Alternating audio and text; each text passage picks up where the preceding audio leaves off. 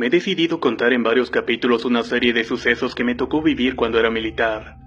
Todo empezó cuando tenía 20 años. Acababa de graduarme como subteniente de infantería en el heroico colegio militar, y fui asignado al 93 Batallón de Infantería que se encuentra en el corazón de la montaña de Guerrero, en el municipio de Tlapa de Comonfort. Ese tipo de unidades se le denomina 100% operativas, o sea que siempre en su totalidad están en operaciones contra el narcotráfico. Nos pasábamos 7 u 8 meses en la sierra y descansábamos 2 o 3 días y luego otra vez para arriba. Al llegar a esa unidad nos llamó a todos los oficiales recién llegados al mayor Castillo, quien fungía como jefe de operaciones, y que también nos asignó a cada uno una sección y nos dijo el área que íbamos a ir a operar. Procedí a ir por mi equipo y armamento así como para reunirme con mi sección, comentándole a los sargentos que apuraran a su personal para estar en condiciones de salir lo más inmediatamente posible. En ese instante nos volvió a llamar el mayor para tener una reunión con el comandante del batallón, el coronel Juan José Baranda Rivera.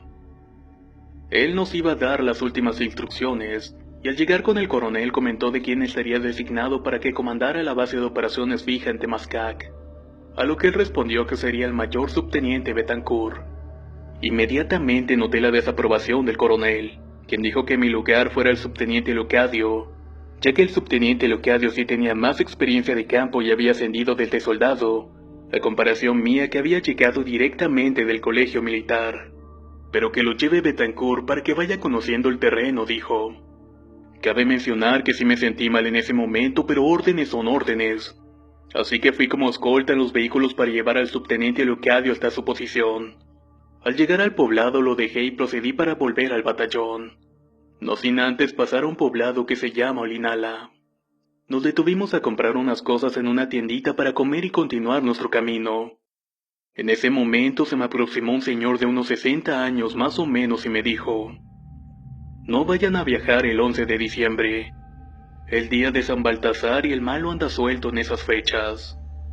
Yo solamente le contesté que muchas gracias. No le tomé importancia porque apenas era 7 de diciembre. Pagamos y nos fuimos de ahí y pasaron 4 días.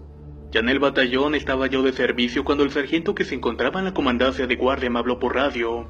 Pedía que me comunicara urgentemente con el presidente municipal de Olinala. Inmediatamente hablé y me contestó diciéndome que unos compañeros nuestros se habían accidentado.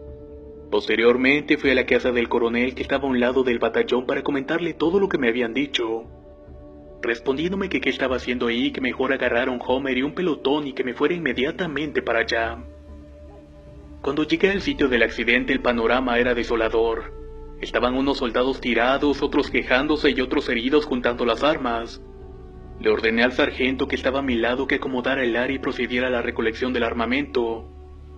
Después de unos minutos me daba parte el sargento que hacían falta 11 armas, que el chofer estaba muerto y que el oficial Leocadio no se encontraba por ningún lado. El camión se había salido del camino y cayó en un arroyo que tenía aproximadamente unos 40 centímetros de profundidad. Vi a un cabo que afortunadamente solo tenía raspones y le pregunté qué había ocurrido. Me dijo que habían ido a un pueblo a comprar cosas pero que encontraron todo cerrado así que iban de vuelta a otro pueblo. Pero en eso un señor se les acercó y les dijo: no se vayan, es mejor que se queden aquí en mi casa. Hoy es un día malo. El oficial dijo que más malo iba a ser si no encontraban nada que comprar, así que apuraron el paso al otro pueblo. Que iban en el camino y sintieron como algo había agarrado el camión por la cola, que lo había sacudido y que lo había aventado al arroyo. Cabe mencionar que en el pavimento no había marca de llantas, o sea que no iban a exceso de velocidad, y que además al caer escucharon una jauría de perros. Pero cerca de ahí no había casas, ranchos y ningún perro cerca. Entonces empezaron a llegar las ambulancias y los peritos. Ahí me fijé en el arroyo y alcancé a ver una mano que salía de la parte trasera del camión debajo de la llanta. Allí estaban los soldados y las armas que hacían falta. Un total de 11 soldados muertos, un oficial desaparecido y sin ninguna explicación lógica. Pasarían unos minutos y del pueblo venían aproximadamente unas 100 personas, todas caminando con veladoras en las manos. En eso el señor que me había encontrado en la tienda me dijo: ya ve lo que pasó. No creyeron y no hicieron caso y el malo se los llevó. No contesté nada porque estaba desconcertado por todo lo que estaba viendo. Incluso muchos murmuraban diciendo que el malo se los había llevado, ya que en el pueblo escucharon cómo había pasado una jauría de perros, mismos que se llevaron las almas de esos soldados.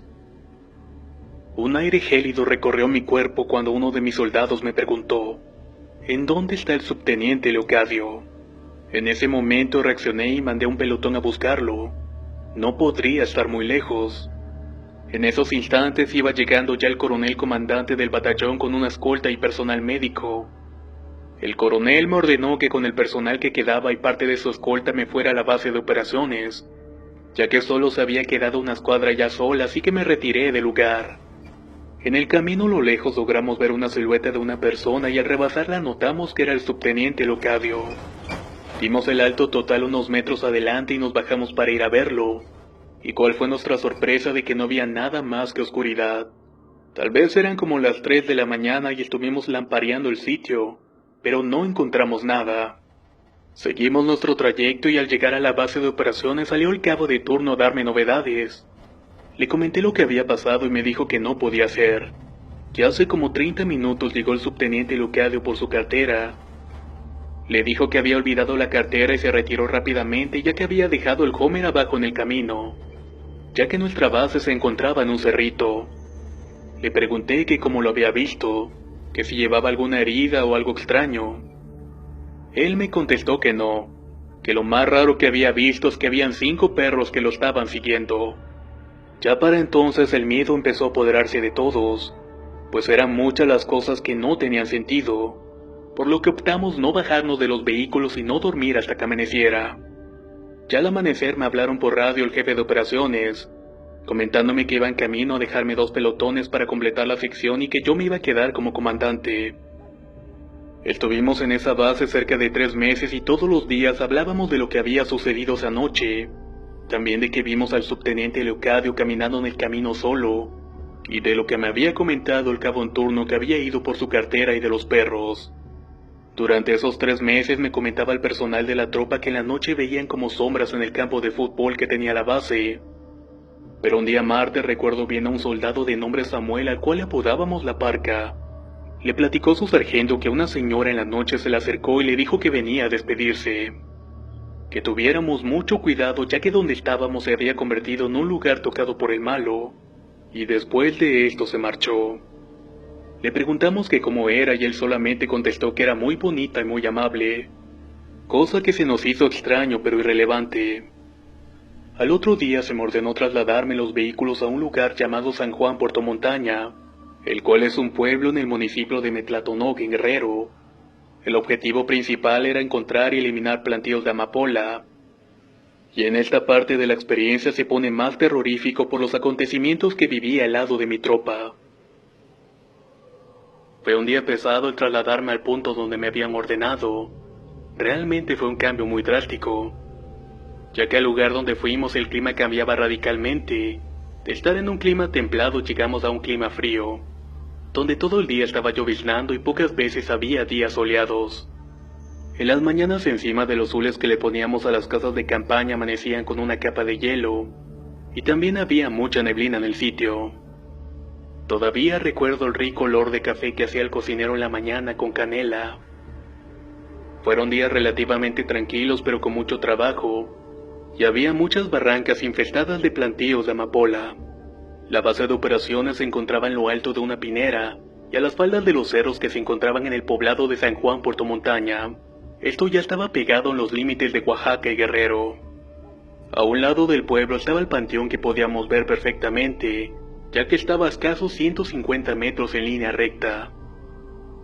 Un día en la mañana, al estar alistándonos para salir a reconocer, me habló un sargento Juan Amaya, comentándome que lo acompañara y así lo hice.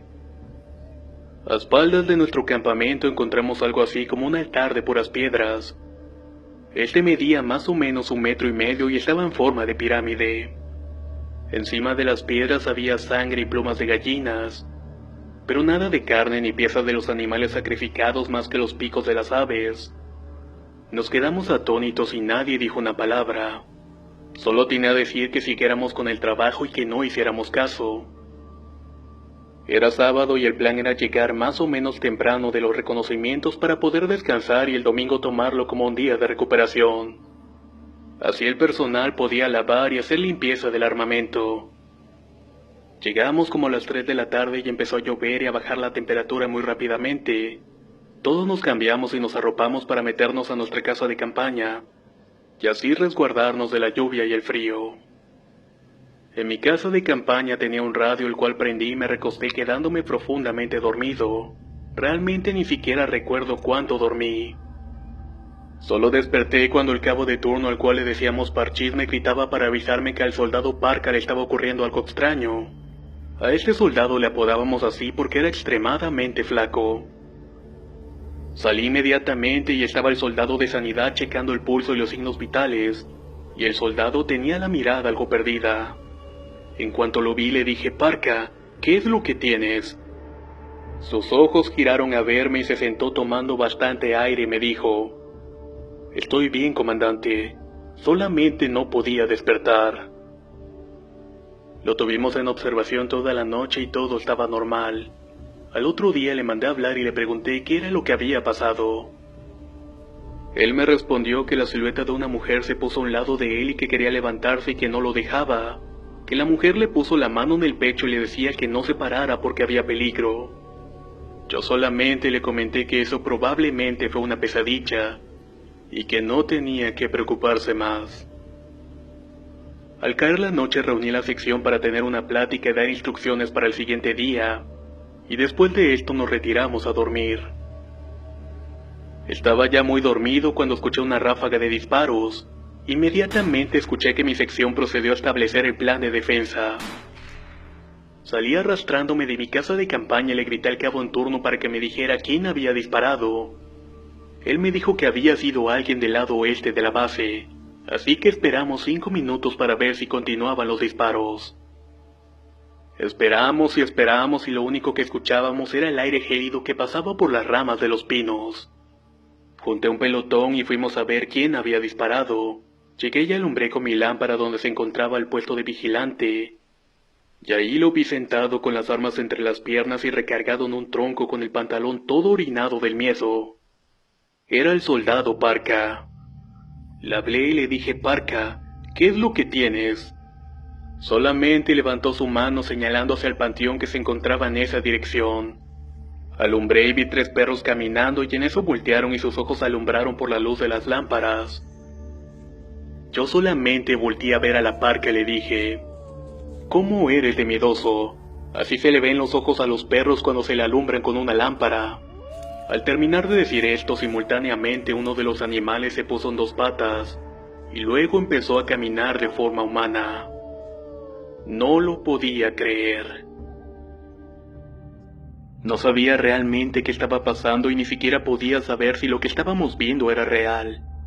No había duda que aquella criatura de 4 patas se había levantado y caminaba en 2 patas de forma humana. Más bien daba paso por paso y su aspecto era más al de un perro corriente, y al voltear a vernos se fue caminando con dirección al panteón. No era algo lógico y mucho menos algo natural. El miedo se apoderó de nosotros y nos quedamos inmóviles sin poder decir palabra alguna. Por fin pude moverme y cargar mi arma para apuntarle a la criatura. Accioné el disparador y solamente se escuchó un clic, pero el cartucho no percutió. Volví a cargar y salió el cartucho de la recámara disparado a un lado y nuevamente se escuchó un clic. De repente la mano de uno de mis sargentos que se encontraba a mi lado la puso sobre el arma y me dijo, «Es inútil, comandante, no va a disparar. Bájela y mejor vayámonos de aquí». Bajé el arma y nos dirigimos de vuelta al campamento y me acuerdo que los compañeros del pelotón de la Parca lo pararon y se lo llevaron cargando. Al llegar al campamento le dije a los sargentos que juntaran toda la leña posible e hicieran una fogata, y que hiciéramos un círculo con la espalda hacia la alumbrada sentados y esperando al amanecer. Todos estábamos callados sin decir comentario alguno. En cuanto empezaron a verse los primeros rayos del sol le hablé al cabo de transmisiones Traca, ya que así se les conoce a los de transmisiones en el ejército. Solicita una conferencia con el jefe de operaciones, le dije, e inmediatamente prendió su radio y empezó a llamar al batallón. A la media hora más o menos contestó el jefe de operaciones. Contesté: buen día, aquí Castillo reportándose. Solicito reubicarme por mis propios medios a otra área, ya que los plantíos me quedan lejos de donde me encuentro. Aunque ese solamente era un pretexto para irme del sitio. Me dieron la autorización e inmediatamente procedimos a levantar el campamento y a organizarnos para irnos de ahí. Yo estaba inquieto e impaciente de lo que vi porque no sabía si era real o no, por lo que le dije a un cabo que reuniera su escuadra. Ya que reunió su escuadra, nos fuimos con dirección al panteón a donde habíamos visto a los perros. Ya era de día y de hecho de los pocos días en los que había salido el sol a todo lo que daba. Se veía hermoso el paisaje en la sierra y al llegar a las orillas del panteón le dije al cabo: vamos a dar una vuelta y a ver qué vemos. Recorrimos el panteón y notamos que tenía un aspecto de total abandono. En eso vi que un soldado se agachó y recogió algo. El cabo le gritó que dejara eso y que mejor no lo tocara.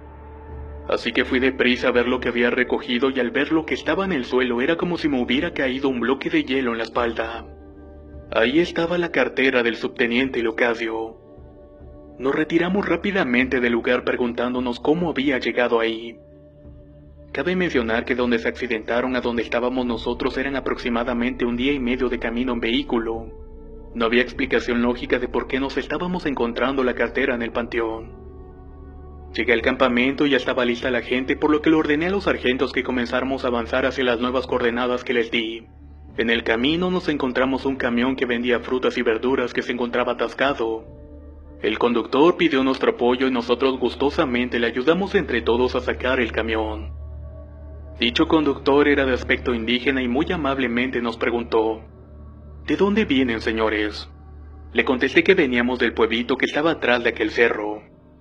Él se quedó un poco pensativo y me comentó: ¿y a poco no les hicieron daño? ¿Cómo que daño?, le respondí. Es que en ese pueblo hay mucha brujería, por eso casi nadie viene para estos lugares más que los que siembran hierba mala. Tengan mucho cuidado. La gente que ha venido aquí siempre lleva algo malo con ellos. Mi mente seguía dando vueltas tratando de unir los cabos de lo que estaba sucediendo, cuando de pronto sentí que ya estábamos llegando al punto de reunión donde nos íbamos a establecer. Pasaron 3 meses desde aquella situación y para muchos de nosotros ya lo empezábamos a superar. Cierta noche reuní a toda mi sección. Estábamos alrededor de la fogata y hacía mucho frío. Todos tomábamos café con galletas de animalitos ya que no había más en el campamento. La noche iba normal hasta que a lo lejos alcanzamos a escuchar un gruñido. Pensamos que tal vez se trataba de algún animal, ya que por la zona se alcanzaba a escuchar de la existencia de una supuesta onza real. Le dije al personal que tuviera cuidado a la hora que les tocara su turno de hacer guardia. Nos fuimos a dormir y prendí mi radio para escuchar las noticias nocturnas, que apenas podía sintonizar en la frecuencia AM, y de un momento a otro me quedé dormido. Al día siguiente la hora de levantarnos era las 6 AM, pero me di cuenta que realmente eran las 9 de la mañana. Me paré enojado y listo para regañar al cabo de turno porque no se había levantado como era la consigna, y para mi sorpresa es que todos nos habíamos quedado dormidos. Absolutamente nadie se había despertado. Los vigilantes, la gente, nadie despertó y lo más extraño, las alarmas que teníamos en los relojes no sonaron. Empecé a gritar de que se levantaran y vi que encima de los costales de maseca estaba acostado el cabo de turno, el famoso Parchís. Le llamé y empecé a regañarlo cuando un sargento me daba parte de que faltaba el soldado La Parca. Enseguida mandé a su pelotón a buscarlo pensando de que tal vez se había ido al baño, mientras le pedía explicaciones al cabo de que por qué se había dormido, contestándome que no sabía el porqué y de que los vigilantes tampoco se habían dado cuenta. Prácticamente pasamos toda la noche sin vigilancia. Pasó un buen rato y volvieron de buscar al soldado La Parca dándome parte de que no había rastro de él. Entonces decidí agarrar 2 pelotones y dejar uno en la base para continuar buscándolo. Lo más raro es que su armamento y su equipo aún estaban en la base. Inclusive sus botas estaban ahí, era imposible que se hubiera ido descalzo. Lo buscamos todo el día y en la noche volvimos a la base disparando al aire varias veces, para ver si así con el sonido se ubicaba y volvía. Nos dispusimos a dormir para que al otro día continuáramos con la búsqueda. Como a eso de las 5 de la mañana desayunamos y nos fuimos a buscar nuevamente a La Parca. Teníamos la esperanza de encontrarlo aunque mi mente ya imaginaba lo peor. Todos nos preguntábamos cómo era posible de que nadie lo hubiera visto cuando se había ido. o cómo todos nos habíamos quedado dormidos sin poder despertar. Nuevamente todos nuestros esfuerzos para encontrar a nuestro compañero fueron en vano, ya que ni siquiera encontramos una huella de él. Llegamos en la noche con la moral por los suelos y le dije a transmisiones: si mañana a las 2 de la tarde no lo encontramos, manda un radiograma diciendo que el soldado Park abandonó la base de operaciones. Esa noche se sentía un frío inusual en el ambiente. No sé si por la preocupación o por el miedo que volvía a tocar nuestros pensamientos. Entré a mi casa de campaña y me metí a mi sleeping y comencé a rezar que donde quiera que estuviera la parca se encontrara bien. Pasaron las horas y no podía dormir, por lo que me salí de la casa de campaña y fui a la fogata donde se encontraba el cabo de turno. Le pedí que me pusiera un poco de agua para el café. Él me dijo que ya estaba preparado porque nadie lo había tomado, así que me serví un poco y prendí un cigarrillo. El cabo se apellidaba Gallo y así le decíamos, y él me empezó a platicar que su familia era de Chilapa de Álvarez Guerrero, el cual es un municipio que también se encuentra en la región de la montaña guerrerense. Ahí se hablaba mucho de historias de nahuales, encantos y brujería, que así era la gente de esa región, y así estuvimos platicando por espacio de 2 horas aproximadamente hasta que le dije: bueno, Gallo, me voy a dormir y estamos al pendiente. Volví a la casa de campaña y no sé cuánto tiempo pasó, pero de repente escuché la voz de alerta. Dije: alto, alto, disparo. Salí y le pregunté al cabo en turno que qué ocurría y quién andaba en la maleza, así que tomé mi arma y junto con 2 soldados más fuimos a ver qué estaba haciendo ese ruido. Mientras tanto el personal ya estaba implementando el plan de defensa. Tomamos las lámparas y fuimos al sitio y salió corriendo el soldado La Parca totalmente desnudo y todo arañado gritando de pavor. Un soldado alcanzó a tirarlo y su sargento llegó con una cobija para tapar su cuerpo, ya que estaba arañado como si un animal lo hubiera atacado. Había escuchado muchas veces historias y relatos de terror, pero de alguna manera jamás los creía del todo. Era un tanto escéptico en esas creencias y hasta ciertos momentos las tachaba de relatos irreales o inventados. Pero eso desaparecería con los hechos que les estoy contando. Yo estaba ahí viviendo y viendo en carne propia junto con mi sección todos esos hechos, que me atrevería a decir que eran sobrenaturales, ilógicos e inexplicables. Por fin pudimos tranquilizar al soldado La Parca y un elemento de sanidad le inyectó un diazepam y causó efecto en unos 15 minutos. Reuní a mis sargentos, de los cuales 2 habían estado desde el accidente del subteniente Locadio. Empezamos a platicar desde todo lo que había sucedido desde entonces, opinando cada quien su versión de los hechos. Llegamos a la conclusión de mandar a un elemento a Tlapa de Comonfort para que comparara varias cosas religiosas, y así las pudiera llevar a bendecir. Mandamos a un cabo con la encomienda de traer lo que habíamos platicado, y al otro día más tranquilo nos reunimos con el soldado La Parca para preguntarle qué era lo que había pasado. El soldado quedó un momento en silencio y con la mirada perdida como viendo algo que no existía comentó: no sé en qué momento desperté y solamente me vi tirado en un lugar que no conocía, y a mi lado se encontraba el subteniente Locadio. Este estaba a espaldas hacia mí y me decía que no me moviera. No le hice caso y salí corriendo, y fue en ese momento que sentí como que algo me tomaba del cuello y me tiraba boca abajo. No podía ver eso, pero sentía que me estaba rasguñando. Era tan fuerte el dolor que sentía que me desmayé y solo alcancé a escuchar que el subteniente Locadio gritó: ya déjalo, ya nos tienes a nosotros. De ahí una voz de una mujer comentó que aún le faltaban más. Después desperté desnudo y estaba en una zanja llena de huesos de animales y listones rojos. A lo lejos alcanzaba a ver la base, así que empecé a correr en esa dirección. Pero por más que corría no llegaba y parecía que no avanzaba nada. Así estaba hasta que de pronto pasó un señor en una mula y me dijo: no corras, hijo, camina, y cuando llegues al pirul que está ahí corre con todas tus fuerzas y no voltees para atrás. Yo así lo hice, comandante, y la verdad es que no recuerdo nada más. El de sanidad le dijo: voltéate para hacerte las curaciones de los rasguños y heridas que tienes, y al voltearse las heridas ya habían secado como si tuvieran más de una semana. Otra cosa extraña es que nunca probó agua o comida durante esos 2 días, y no presentaba ningún cuadro de deshidratación o hambre. Esperamos hasta la tarde y llegó el cabo con el encargado, así como con 3 botellas de 1 litro de agua bendita. Pusimos las cruces alrededor de la base y en cada casa de campaña también pusimos otras, que él rezaría y le pediría a Dios por nosotros y que en cuanto pudiéramos fuéramos a verlo también. El padre le dijo: «Ten, dáselo a tu comandante», y me entregó un libro de salmos que todavía conservo. Él le dijo que leyera un salmo diario antes de dormir y así lo hicimos. Pasaron 2 meses más o menos y todo permaneció muy tranquilo. El soldado Parka ya había superado aparentemente ese episodio al igual que nosotros y las actividades eran normales. El soldado Parka ya había superado aparentemente ese episodio al igual que nosotros. Las actividades eran normales y todo parecía haber quedado en el pasado. Cuando un día al cabo de transmisiones me habló diciéndome que había llegado un radiograma, el cual pedía que fuéramos a un pueblo llamado Coicoyán de las Flores, todo esto con intención de implementar el plan de N3. Nos preparamos y nos fuimos en esa dirección. Ya en el camino y al ir por una vereda vimos que el soldado La Parka de la nada tiró su mochila y se desvió del camino con dirección desconocida. Nos acercamos a él y su sargento le preguntó que a dónde iba, y el soldado La Parka le respondió: «Me está llamando, me dice que vaya». Pero nuevamente presentaba una mirada perdida y su aspecto era el de una persona muy enferma. No teníamos idea de qué le estaba ocurriendo. Siempre había pensado que las personas poseídas o con pactos con el mal eran personas malas, o al menos personas que solamente buscaban hacer daño.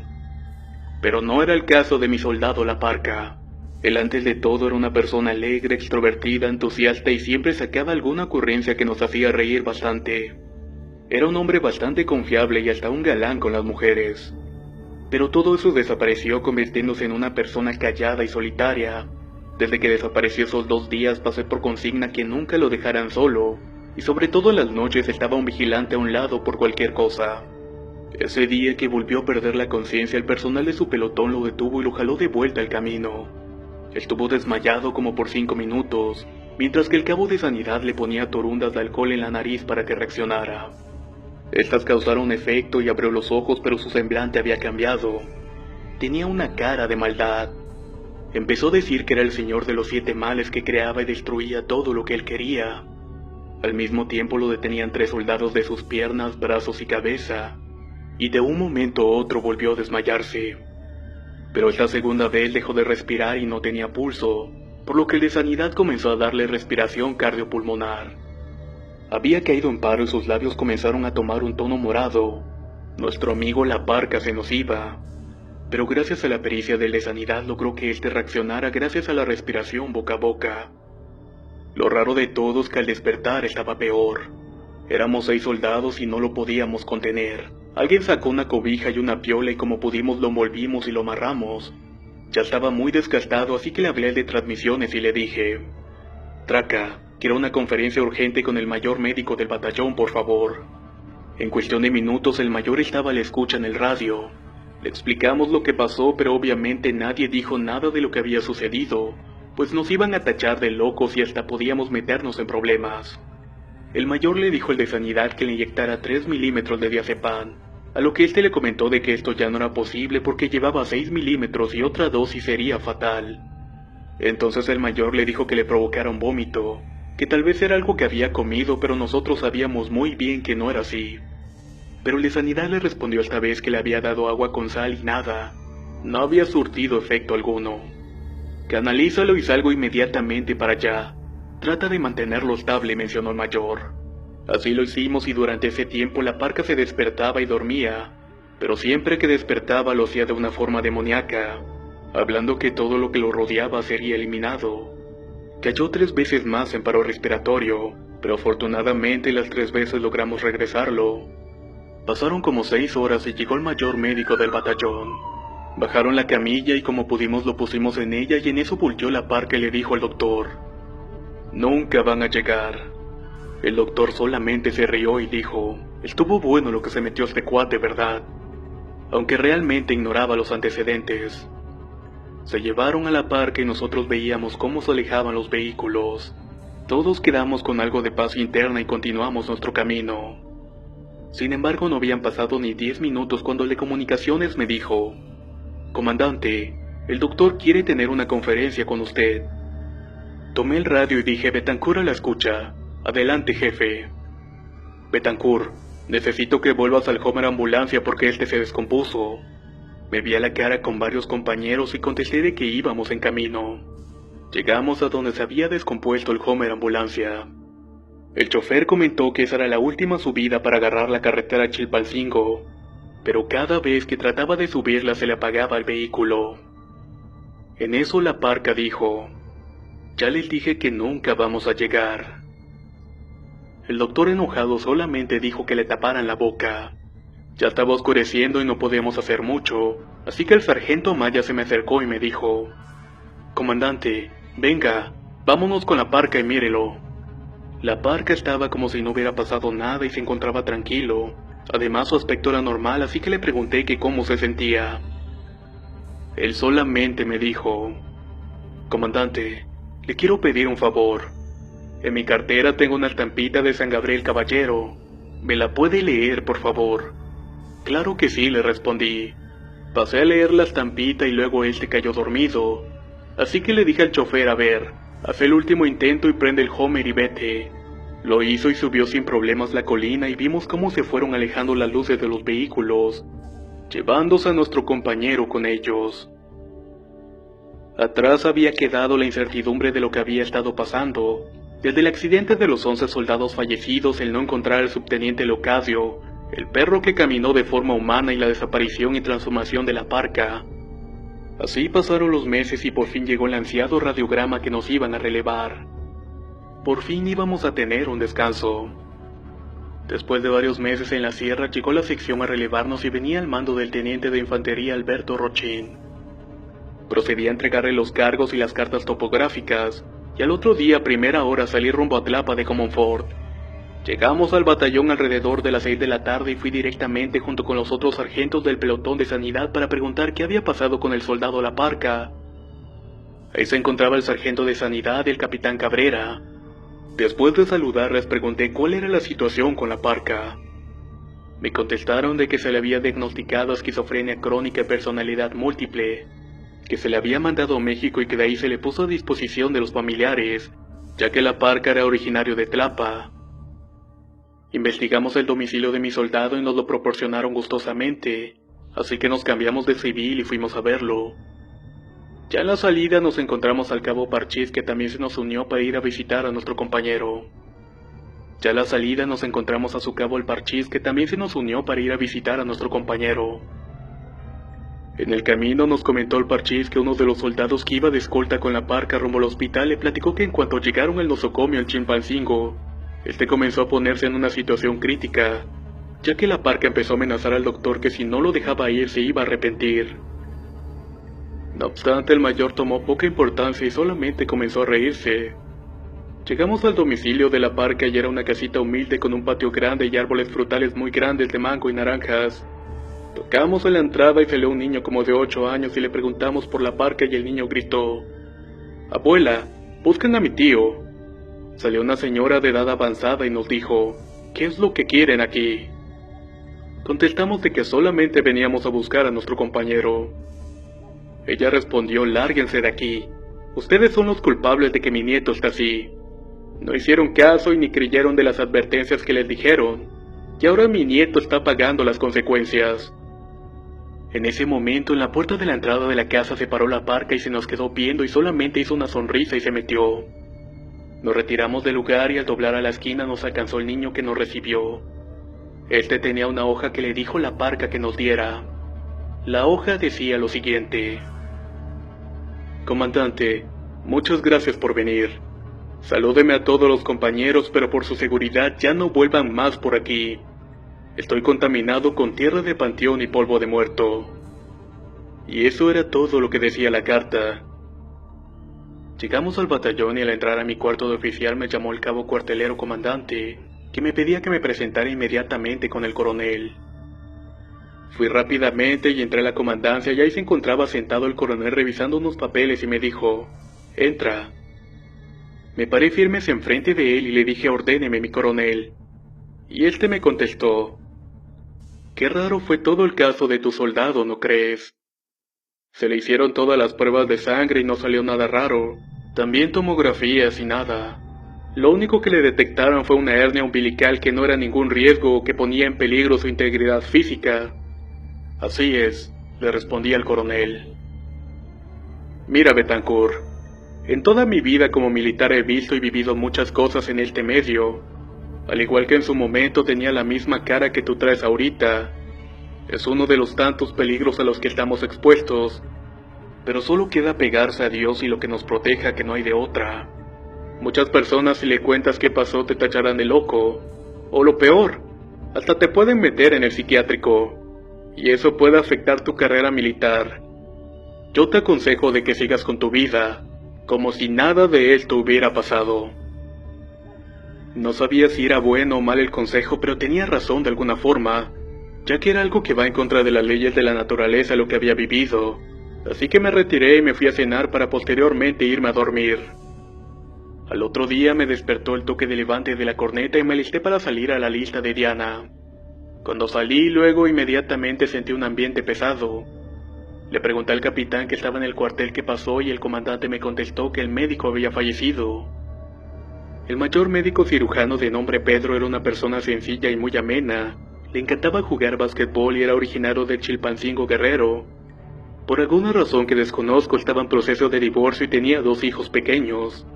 Un día de antes le habían dado franquicia y como pretexto para visitar a sus hijos le dieron documentación oficial para entregar en la zona militar. Las últimas personas que lo vieron fueron elementos que se encontraban en el pelotón de sanidad. Comentaron que estaba impaciente por irse y que solamente estaba esperando su oficio de comisión para poder salir fuera de la plaza. Saliendo más o menos como a las 9 de la noche en su Jetta negro fue la última vez que lo vieron con vida. La carretera de Tlapa a Chilpancingo es una carretera federal de un solo carril muy peligrosa, ya que está llena de baches y curvas muy cerradas. Había curvas que eran casi de 180 grados o en su caso se tenía que parar para que pasara otro vehículo o un camión grande. También era peligrosa ya que asaltaban muchas veces. Tocó el caso una vez que a un camión de pasajeros lo detuvieron y violaron a las mujeres que iban adentro, entre ellas la esposa de un sargento, por lo que se nos recomendaba viajar de día por allá. Fue aproximadamente como a las 3 de la mañana que dieron aviso al batallón del accidente del doctor. Fue a la altura de unas 2 horas antes de llegar al municipio de Chilapa en una curva en forma de L, donde se fue de frente el vehículo del doctor cayendo aproximadamente unos 200 metros en la barranca de la montaña. Los peritos llegaron y comentaron de que no había huellas de neumáticos del vehículo o de otro vehículo que pudiera haber hecho perder el control. En pocas palabras, solamente se fue de frente, y al desbarrancarse empezó a incendiarse muriendo calcinado en ese lugar. En las fotos que sacaron se veía claramente cómo el cuerpo estaba totalmente calcinado. No fui al funeral porque no me sentía con ánimos de ver más muertes. Por la tarde de ese día leyeron una orden particular y estaban convocando oficiales a realizar un curso de fuerzas especiales, así que me inscribí y me fui a concursar. Estuve 4 meses fuera del batallón realizando los diferentes cursos. Al llegar a Tlapa me encontré de que ya había llegado mi cambio de unidad. Me despedí de mi sección y de mi personal que de alguna forma fueron parte de mi familia en ese lapso de tiempo. Así que dejé todo atrás y me mentalicé un borrón y cuenta nueva. Estaba en el 21 Batallón de Infantería en Cuernavaca, Morelos y me encontraba cenando en un restaurante, cuando vi las noticias de que un helicóptero de la Fuerza Aérea se había accidentado en la montaña de Guerrero. Terminé de cenar y me fui al batallón y entré a la comandancia y tomé el teléfono interno donde se comunican entre batallones.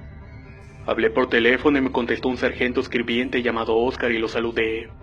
«¡Qué milagro, comandante! ¿Cómo ha estado? Ya se enteró lo del helicóptero», me dijo. «Justamente por eso estoy hablando. ¿Quién iba en ese helicóptero?». La respuesta fue un balde de agua fría. Mi sargento Amaya y todo su pelotón habían muerto en ese accidente. Solo colgué el teléfono y continué con mi vida. Esta experiencia aún no sé si tenga final y la verdad jamás pensé en escribirla o contarla. Seguí en el ejército y me retiré aquí, me casé en Sonora y tuve 2 hijos, y hasta la fecha tengo mi familia y somos muy felices. Pero hace unos 15 días más o menos, iba rumbo a mi trabajo y en un Oxxo que estaba cerca de la gasolinera del Faro rumbo a Nogales. Quienes son de Hermosillo sabrán dónde es. Iba acompañado por mi primo y le dije que se me antojó un café y paramos a comprar uno. Él me dijo: «Mire, compa, ahí están sus colegas». Eran unos soldados que se encontraban en el estacionamiento del Oxxo realizando compras. Así que estacioné la camioneta y bajamos a comprar. Escuché algo que dijo un soldado, mas no lo oí bien y casi al entrar me abordó un soldado que antes estaba en mi sección 73 de infantería. Este me miró y me dijo: Comandante Betancourt. Yo lo reconocí y le contesté que milagro, así que lo abracé y me dijo: ¿Cómo ha estado, comandante? Yo bastante bien, y yo aquí echándole fibra, me dijo. Y en eso atrás de mí escuché una voz: Comandante, qué bueno es verlo otra vez. Era el cabo Parchís. Yo lo vi y no lo podía creer. Realmente me daba mucho gusto de volver a verlos. Platicamos rápido de todo lo que vivimos y de los que ya no estaban con nosotros. También le pregunté si sabían algo de la parca. Me dijo que la última vez que lo vio estaba vagando solo en las calles de Tlapa, que no hablaba ni reconocía a nadie, que según le contaron una vez agarró rumbo a la sierra y jamás lo volvieron a ver. Yo le di mi celular y me dijo: Mire, hagamos esto. Cuando baje de operaciones le llamo para platicarle todo lo que sucedió después de que se fue. El estar en el ejército fue algo que me llenó de orgullo. Conocí casi toda la República Mexicana y más allá. Mi última unidad fue el 73 Batallón de Infantería, el cual antes se encontraba en lo más recóndito de la selva chiapaneca, en un pueblito llamado San Quintín. Era un pueblito donde las casas estaban hechas con carrizos, unas 50 casas cuando mucho eran de algún material. Enfrente del batallón se encontraba la pista de aterrizaje donde llegaban las avionetas. El batallón estaba rodeado de un río precioso. Era un lugar realmente hermoso. El problema es que estaba muy lejos de la civilización. Lo más cercano era el municipio de Ocosingo y nos quedaba unas 12 horas por terracería. Ahí permanecí 8 meses, de los 4 me encontré asignado en el agrupamiento Carro.